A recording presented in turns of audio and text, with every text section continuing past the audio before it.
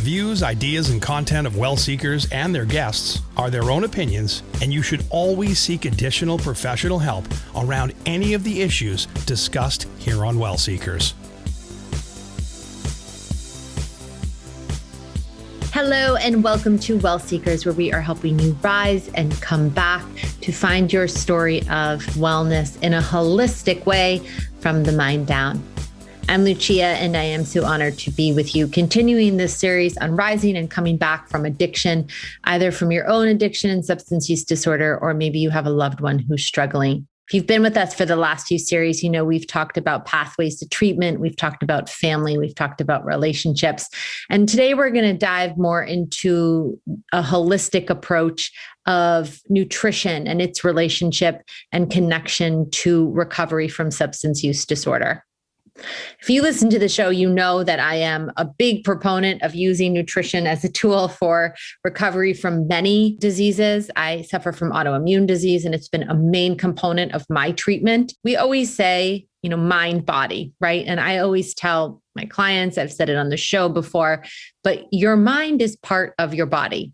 For some reason, society has separated the two, but your mind is obviously inside your body. So what's going on in your mind is going to affect things like your gut, how you're feeling, and it works vice versa too. So what we're consuming is going to affect how you're feeling mentally, your mental health, and different aspects in that way as well. The connection between alcohol recovery and food is pretty strong. Oftentimes when people abuse alcohol or drugs, they may consume less food.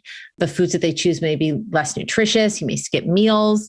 You may only be drinking or using drugs, right? You may have increased the speed that your body uses up energy. You could have increased loss of nutrients. You may have damage to your gut so that the nutrients in food weren't absorbed properly. There's a lot of things that can happen when you suffer from alcohol abuse or drug abuse. So making sure we talk about nutrition is absolutely a key part of the pathway to recovery. We are going to have a very special guest on. Her name is Kelly Miller, and Kelly works in the precise area of including nutrition in people's pathways of recovery towards recovery. I also just want to stress that if you are somebody who has a loved one in recovery right now, the chances are you may have been under a tremendous amount of stress. Maybe you have someone who's struggling and still trying to find their way to recovery, and your diet and nutrition may be affected as well. So even if you're not somebody who's in recovery, not someone who's struggling, maybe you have a loved one, this show is for you too, because the role of nutrition is just as key and important. I'm sure Kelly's going to dive into this, but so much of serotonin levels, that hormone that helps with relaxation in our brain, has to do with food. Things like deficiencies in B complex vitamins can affect different aspects of our health. So there's so much that goes into why nutrition is important, specifically in the process of substance use disorders and recovery.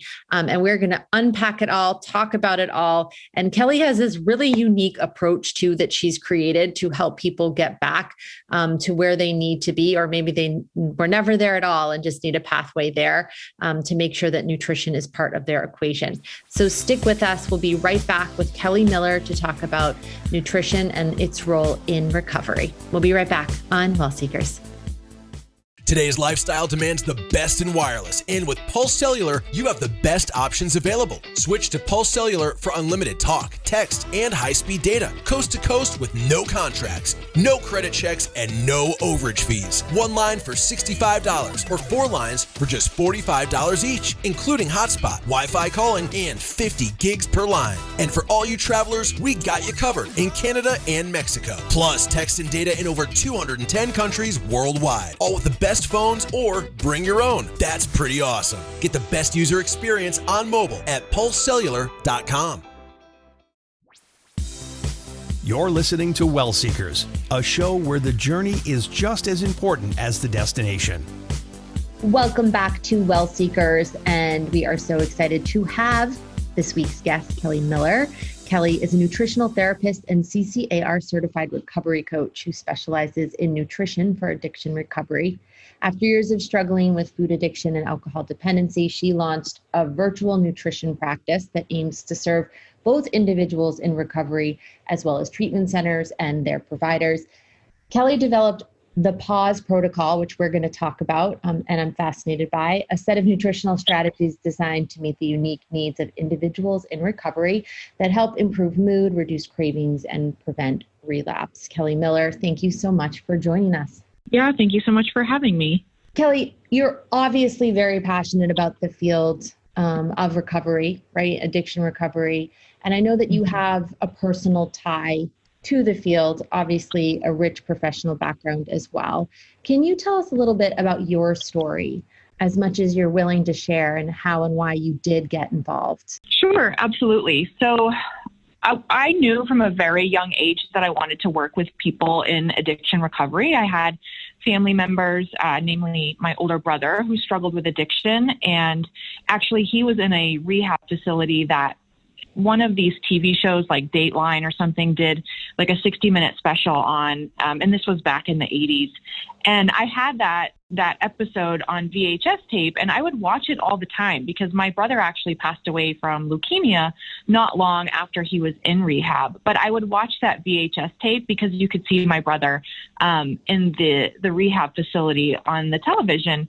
And the interesting thing about it is that I had experienced what it was like to love somebody with addiction, but through that tape, which was a program for teenagers, you would see these kids and hear these stories and just how addiction had kind of ravaged their lives at such a young age. And something just lit on fire in me from that super young age of like 6 or 7. And that's when I knew like, I'm going to help those people one day. But as life would have it, you know, I got older. I tried to dabble in a few things here and there, but my life kind of went in a different direction. I ended up going to college for a little while, kind of struggling with figuring out what I wanted to do. And then eventually stayed home as a mom and raised my kids for a long time. But through those years, starting in my younger teenage years, I really started to struggle with addiction issues myself. And it really started with the passing of my brother. I was so young when he was being treated for leukemia, and it was difficult to understand, and the emotional temperature in our home was difficult. And so I started to turn to food. You know, that was the first thing for me. So it was really mainly chocolate, but a lot of sweets and anything made of bread. I didn't know it at the time, but those things just made me feel better. You know, they just brought me some level of comfort. And that really set a pathway for me that went for the rest of my life. In my early teen years, I started smoking cigarettes. I started smoking marijuana. I started drinking alcohol in my really early teen years. And I do think that those things were somewhat linked with my food issues that was all sort of intertwined. And as I got older, I gave up the marijuana pretty quickly, but I struggled with quitting smoking. I basically wanted to quit. Probably by the time I graduated high school, I started to realize, I'm becoming a grown-up now, and I really don't want to have health issues, and I should probably quit. But I never could quit. I could never figure out how to do it. I would set goals all the time. I'm going to quit tomorrow. I'm going to quit today. And I would never make it even a full day. Unless I had like the flu or bronchitis, I might skip a day or two. But I can remember even smoking while having bronchitis because I was just so heavily addicted to nicotine. And I experimented with alcohol quite a bit in high school. But then as a grown-up, after, the partying kind of winded down, I realized that alcohol could help me with stress. And I don't know if it was a cognitive thought, but I just really started to switch from that young party girl into being a wife and being a mother and using wine in the evenings to really wind down. And so I don't identify as an alcoholic, and it's not something that I've ever really considered myself to be, but I definitely struggled with alcohol dependency in the form of using alcohol and mostly wine to just cope with motherhood. And I would go through these periods of, I probably need to take a break from this. I've been drinking a couple glasses of wine a night for a couple weeks now. Maybe I should take a week off, or maybe I should do like a dry January. And I could often do that, but I would always get sucked right back in. I would tell myself, I need to change my relationship with alcohol and not feel dependent on it. I want it to be more of a choice and have freedom in that choice. but it just always would suck me back in. I'd buy a bottle, I would drink it. And then even though I would be like, I'm not going to drink the rest of the week, it would just creep right back in there, 5 o'clock after work and we're doing dinner, I'm pouring another glass of wine.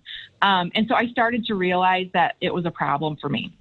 But I'll tell you that the crux of all of this was when I was in my early 30s, I ended up being diagnosed with chronic autoimmune conditions. It started with my thyroid, and then it moved to fibromyalgia, and then eventually endometriosis. And that was the pain point for me. I was really sick. I really struggled to get out of bed most days. My kids were very small at the time, and it had a tremendous impact on the quality of my life. And it was that led me to the world of nutrition. And so I started researching, what can I do? Because doctors were basically, there's nothing you can do. You might be able to take some medications, but this is going to be a lifelong chronic thing. And that was not acceptable to me. So I just read a lot of testimonies from individuals who had the same experience. Conventional medicine sort of turned them away and said, we can't do much for you. And they went down the path of wellness and holistic health and nutrition. And so I followed that same path. And not to get into too much detail, but I found tremendous healing from that. And with that came a mood stabilization that I had never experienced in my life. I've always been kind of a moody person, and I really never made the connection that cigarettes and alcohol were really contributing to my moodiness. But I found this huge just life stabilizing thing from changing my nutrition. And it actually led me to finally quitting smoking after 20 years of being mostly a chain smoker. I would say I was a chain smoker for at least 10 years of that. And then once I had my kids, I tried to never smoke around them and just smoke in the evenings and that sort of thing. But 20 years of being completely addicted to nicotine, and I was able to give it up rather easily. And then the next thing was alcohol. I just started to analyze that relationship, and with the mood stabilization that came along with changing my nutrition, that allowed me to very easily give up alcohol as well. And so that led me to figuring out, how can I help other people do this? And so I sought out the training, I sought out the education. I had this really rich lived experience, and I wanted to translate that into, what is the science? What is the connection here? And I found that there are some people doing this. It's not a ton. But there were a few people out there that were doing this as a business and people that were willing to train others. And so I pursued that and became a nutritional therapist and a recovery coach. And that's what my business is now. So I basically help people in recovery from addiction learn how to use nutrition to stabilize their mood, and to specifically help them with the symptoms of PAWS, which stands for Post-Acute-Withdrawal Syndrome. It's PAWS. So much in there. First of all, I'm so sorry for the loss of your brother. I've actually lost my brother too. It's a special relationship. I always say it's your new normal after they're gone, right? Right. For the loss of your brother. It sounds like quite a journey, and I personally relate, and I know that a lot of people listening to the show probably will personally relate to some aspect of it. And also have autoimmune. So on so many levels, I personally relate to what you talked about and shared. If we look at it, we'll have to have you come back and talk about autoimmune, because I've done a whole series on it. It's fascinating to me how much is actually tied to nutrition, stress reduction, right? Oh, absolutely. But from a mental health perspective, it's not a coincidence that food, alcohol, right? Some of these things that raise dopamine in our brains, people become addicted to, right? Looking for that sort of high and then getting addicted to the high. And then you're repeating that, right? To feel that. Right. Absolutely. Way from a chemical perspective. From what you do, right? The nutritional perspective obviously contributes. And I think people don't make that leap, right? That what I'm putting in my body is going to affect how my brain, which is part of my body, is going to work, right? And process things. Right. Not to say that this is, if you struggle with addiction or you are an alcoholic, there's pathways to recovery, right? Many pathways to recovery. And this seems like an incredible support tool on your road to recovery. Is that how you would, how you would phrase it too? Yes, I absolutely would. We traditionally use what's called the biopsychosocial model to treat addiction. Addiction is complicated and it's multi-layered. I'm a big fan of all pathways. I think you have to do whatever it takes. But using nutrition is definitely a huge overlooked tool. I recently read a statistic that in the United States, only about 7% of treatment facilities are using any sort of nutritionist or nutrition program in their programming to treat addiction, which I think is ridiculously low. But I also think that the times are changing, especially with how big social media is now. It's easier to get these messages out. And I do think that people are starting to look at this more closely. But most people would not make the connection at all. If you go to it, and I'm just being super general here, but if you go to an AA meeting or something like that, oftentimes it's candy, donuts, coffee, and multiple smoke breaks, right?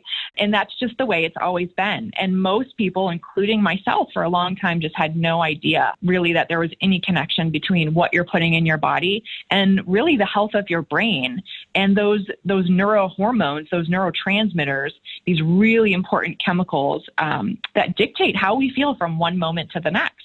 We have over 100 different neurotransmitters, but there's 4 in particular that we consider the mood regulating neurotransmitters, and that's serotonin, dopamine, GABA, and the endorphins. And those are the exact substances that drugs and alcohol affect. And so when you look at it from that perspective, how you're really manipulating your brain chemistry with those substances, I think it's really important to make that connection between that and your mood, especially I think if you're somebody like me that maybe feels like you fall on the addiction spectrum, but maybe on the lower side where you didn't have the big you didn't have the big loss, you didn't hit the big rock bottom, you didn't lose a job or a relationship. It's just that insidious, thing that's in your life. And you can kind of see it in different areas, between wine and Amazon Prime and stuff like that. Almost more of like, with your drinking, it sounded like it was a tool for coping, but maybe hadn't crossed into alcoholism, right? That's right. Yeah. And I think some would argue what, exactly where those points are on the spectrum, but I think it's pretty wide, Yeah, I think from a criteria, I'm a licensed mental health professional as well. From a criteria purpose, right? When that's part of what this series is about.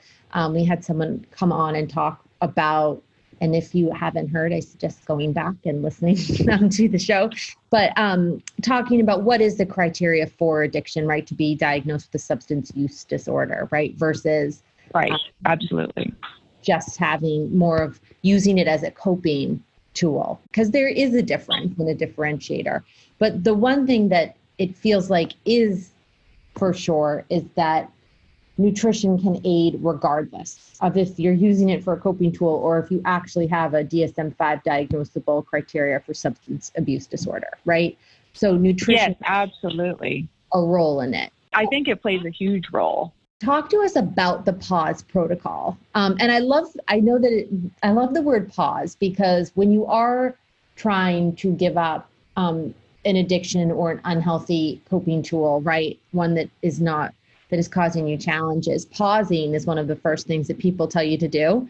And even though it's spelled differently, I love that it is PAWS protocol. It's PAWS, obviously, not PAUSE. But right. Tell us about the protocol and how you developed it. In the training that I received, it was kind of some really loose guidelines for how you should eat and what the science is behind it in terms of, eating for recovery. But it was more focused on something called amino acid therapy.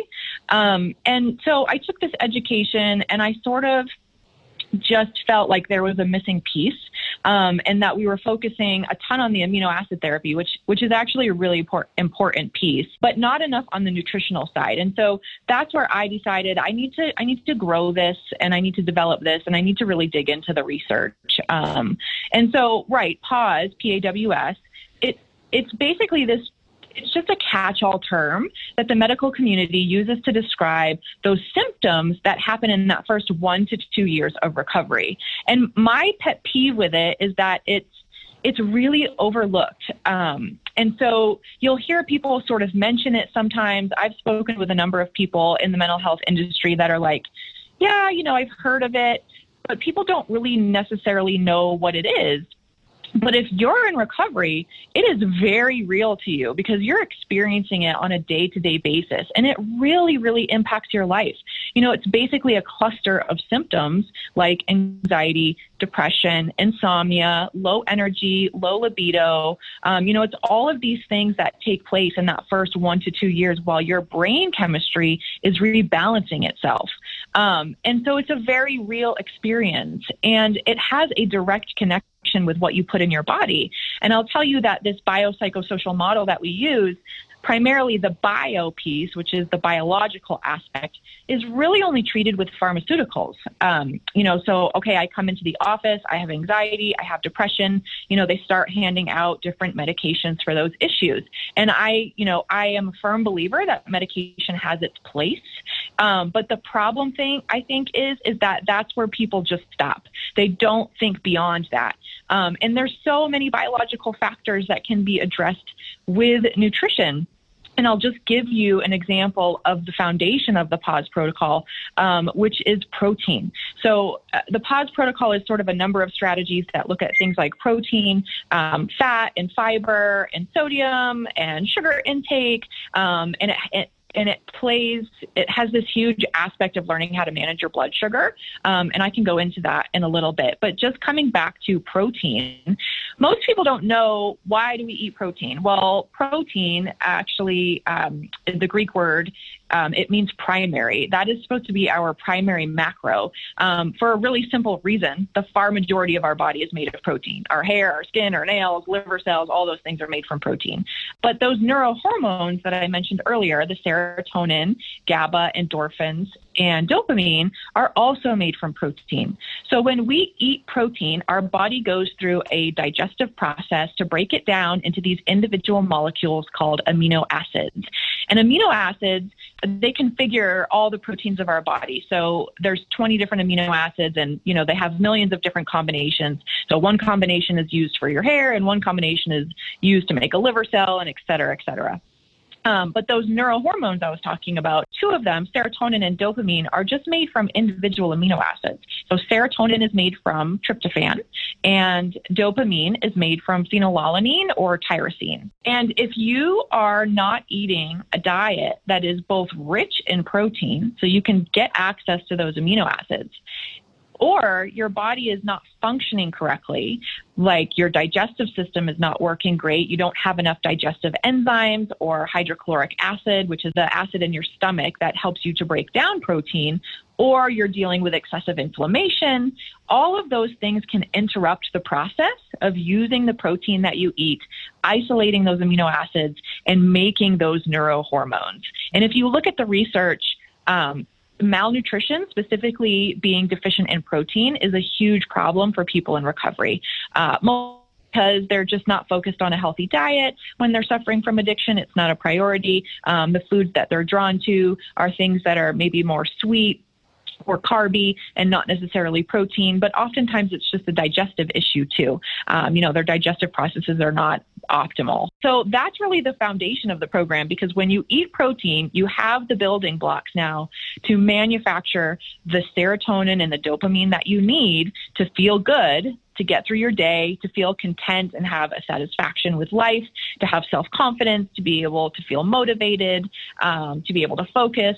Those hormones play a huge role in how we operate from day to day. And so that's just one piece of the PAWS protocol, but it is the foundation of it as well. So when I work with clients, that's the first thing that we address. Where are you getting your protein from? Are you getting enough protein? Let's start working on that. And then we also pair it with the amino acid therapy, which is basically taking those amino acids in supplement form and sort of targeting which ones do you need support in the most, and creating a very targeted and customized supplement protocol to help boost those neurohormones and just really support your body through that recovery process. Can you share some of the two things, right? The success stories and ways that you've seen people change. And then for those that are listening and want to hear more, I also want to make sure we get to how they can find out more about PAWS protocol, for sure, so that they can implement it or I know you have programs, Kelly. So I want to talk about that as well. But some of the actual stories you've seen, right, in clients that you've worked with, how this has shifted things for them on their journey. There's a lot of convoluted information out there for people that are in recovery. And I would say their primary source is just Googling, right? Like I'm in recovery. I know nutrition is a piece of this. What do I do? And so they just start Googling, and they come up with so many blog posts and so many articles written by people that don't know what they're talking about. And they come back with information that says, okay, the internet told me I should be vegan. The internet told me I should do keto. The internet told me I should try fasting. And so they shouldn't be doing. Yeah. And all of those diets and lifestyles have therapeutic benefit for the right individual. But I'll tell you hands down, for most people in recovery, they are not a good fit. And we could literally do a whole nother podcast on why. So I won't go into that. But I will say that it gets very confusing. And so a lot of people come to me with kind of that story of I know this is a piece, but I don't know where to start because I don't know what I should be doing. And so I start working with them. We do the nutritional strategies, a lot of balancing blood sugar, working with the amino acid supplements. And oftentimes I hear the same story, oh my gosh, this was the missing piece for me. This was the missing link. I've worked with individuals who have been in recovery for a long time, even a decade or two, but they still struggled with cravings. And they could never quite figure out why after 10 or 20 years, they were still white knuckling through cravings for alcohol or other substances. And when they implemented these tools, they will tell you often in the first week, they are craving free. And it's just simple. It's really about identifying the underlying biochemical root causes of what their cravings are and figuring out and isolating what those pieces are. What are they missing in their diet? What needs to be slightly manipulated, added or reduced to bring balance or homeostasis to their body and their brain chemistry. And it's remarkable how fast these things work. I have so many clients that in the first week will tell me, I haven't slept in years and I finally slept through the night. I have been tired my whole life and I finally have energy. Or just going back to the cravings aspect, because I think cravings is a big deal. If you're in recovery, you want to feel like I'm recovered and I can move on with my life. And in some aspects, you sort of always have to work on your recovery in different pieces of it. But to be held back by incessant cravings can be crippling.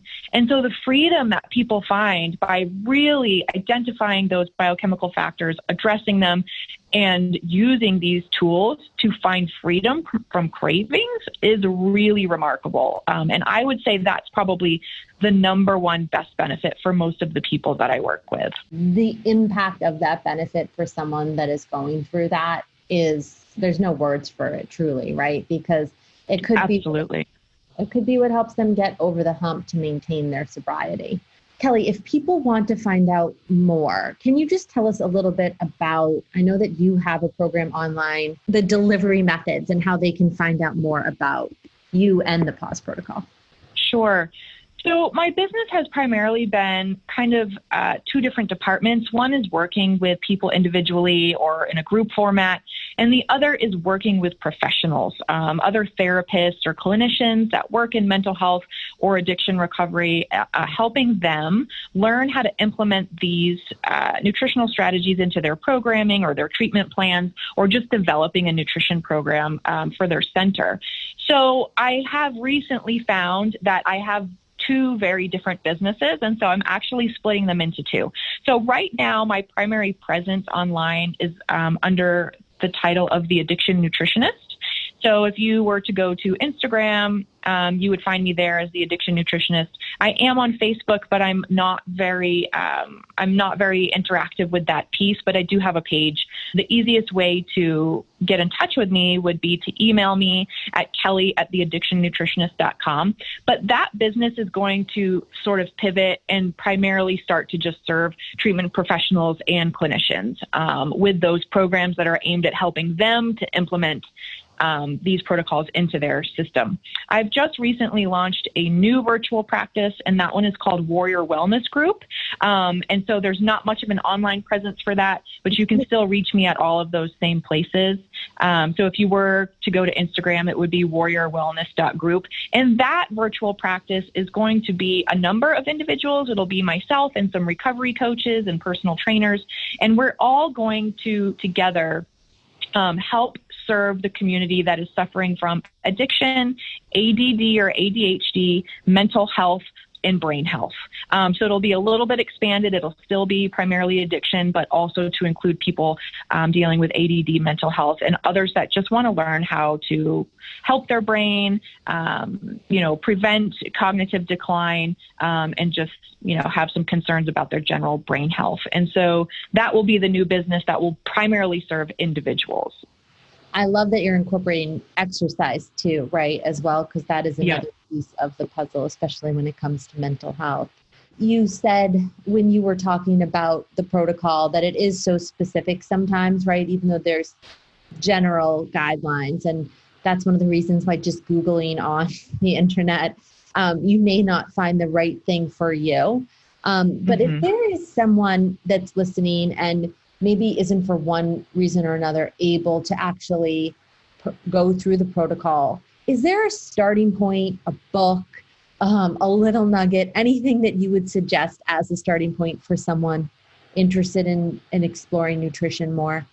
I will say that I will have a book coming out January of next year. So that is a little bit far off, but it will be called the PAWS Protocol, and it is designed to be a step-by-step handbook for anybody in recovery. So they'll be, if they can't afford the program, they'll be able to read the book and figure out how to implement the protocol on their own completely. But I will leave you with this nugget. When we talk about meal building, primarily you want to eat 3 times a day, so 3 meals a day and 2 snacks. And of course, these are very general. But the point is you want to eat continuously throughout the day because balancing your blood sugar is a huge relapse prevention tool. So without going too much into that, I would say aiming for 3 meals and 2 snacks a day. And then you want to build those meals and those snacks around what we call the PFF model. And PFF stands for protein, fat, and fiber. So if you're able to kind of, if you're like, I don't even know what fiber is, we don't have time to go into it today, but just Google, fiber sources, preferably non-starchy sources. So that's going to be primarily vegetables, primarily non-starchy vegetables. You can get fiber, from starchy vegetables and grains and that sort of thing. But when we're talking about this particular program, it focuses pretty heavily on non-starchy vegetables. Again, it ties back to the blood sugar issue. So building your meals and snacks around PFF, protein, fat, and fiber, and not worrying about percentages or calories or any of those things. But just making sure that's on your plate. You've got some protein, you've got some healthy fats, and you've got some healthy non-starchy fiber. That is that's the method that we use to help people understand how to build their meals. And there's numerous reasons behind that. But that's kind of the little nugget that I would give you. And if you go to my website, which is www.theaddictionnutritionist.com, I actually have some free downloads there. So you just pop in your name and your email address, and you'll have access to an infographic that has all the foods on the PAWS protocol, and it divvies them out. So you'll see what's in the protein column, what's in the fat column, what are some fiber sources. There's a few other categories on there, and there's a few additional handouts there that would be really helpful too, and that's free. So remembering PFF, going and getting those free downloads. You can, sign up for my newsletter as well, and then just, reaching out anytime on social media too. I don't mind people asking me questions, and I'm more than happy to help lead people in the right direction too. Kelly, thank you so much for your time. Kelly Miller, nutritional therapist and CCAR certified recovery coach. You can find her on social media at the Addiction Nutritionist and at wellnesswarriors.group. Kelly, any other place that they can find you? I know you gave your website, and we'll have all your links below as well. Right now, it's just primarily going to be the website, primarily Instagram in terms of social media. and utilizing that email address for any kind of follow-up questions. I'm happy to answer people's questions anytime. So those would be the primary places. And there are a few additional podcast interviews and that sort of thing on my website if people wanted to hear me talk about other things. Kelly, thank you for your expertise and even just this foundational knowledge, because like we said when we started, I just don't think people make that leap to how important nutrition is in the road of recovery, right, when it comes to addiction. So thank you for the work you do. Thank you for your knowledge, and excited to see your book and your new venture. We will follow it. Great. Thank you so much. I appreciate the opportunity to be able to share this information because I agree with you completely. I think it's underutilized, it's overlooked, and it's time to end that and just to get the message out there so people understand the really important connection. Absolutely. Hopefully we have helped contribute to that today. And we will be right back on WellSeekers. After a long day, taking time to love yourself and your friends and your family more well can be a challenge. We're so burnt out and exhausted and stressed from working so hard during the day, we forget to love the people and the places and the things that are important to us. Well, Lucia at Night is here to help. We're going to be a retreat and a treat for your day. A place to laugh, to connect, and to learn to love yourself and others more well.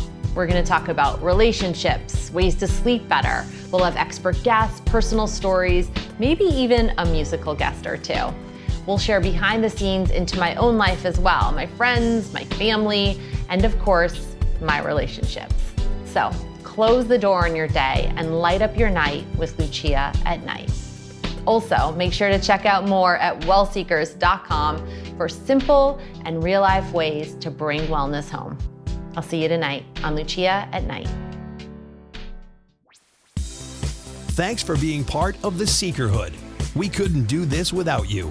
Now, back to the show. Welcome back to WellSeekers, and thanks again so much to our guest, Kelly Miller, for her expertise and knowledge and sharing so much with us today on WellSeekers.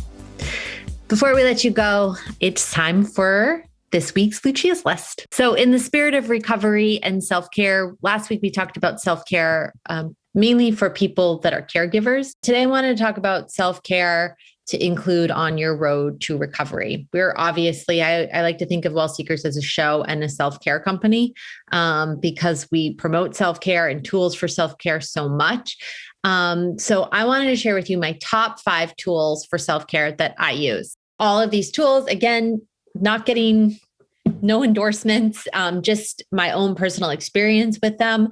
And we have the links. You can get them all on wellseekers.com. If you click on the featured tools, we have tons of tools. So if the top 5 I named today aren't ones you like, I so encourage you to go to wellseekers.com and to click on the featured tools, because we have lists and pages of tools that you can use on your pathway to recovery. Number 1 on my Lucia's list for this week are these really awesome Color Yourself Calm postcards. So the reason that these are on my list are for a few reasons. One is you may have heard by now that coloring is a form of meditation, right? So it's an adult coloring tool.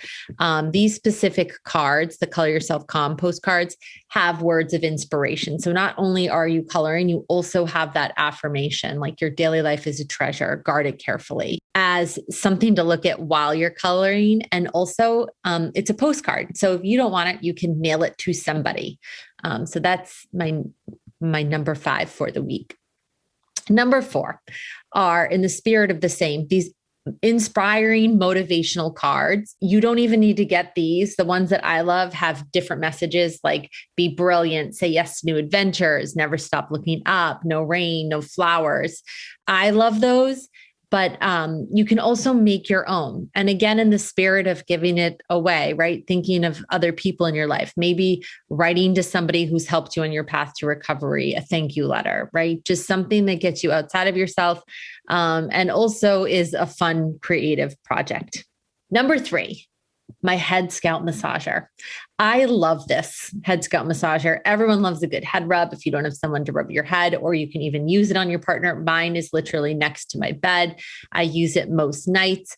There's lots of varieties of head scalp massagers. Again, if on WellSeekers, I have a link to one that you can just easily grab, and it's really affordable, but absolutely is part of my self-care is massage tools. Number 2, I love this tea. It's really unique. It's called Glow Tea, and they're tea sprinkles. So sometimes I'm so impatient, and I know that patience is something that I need to work on. It's one of the things that I work on.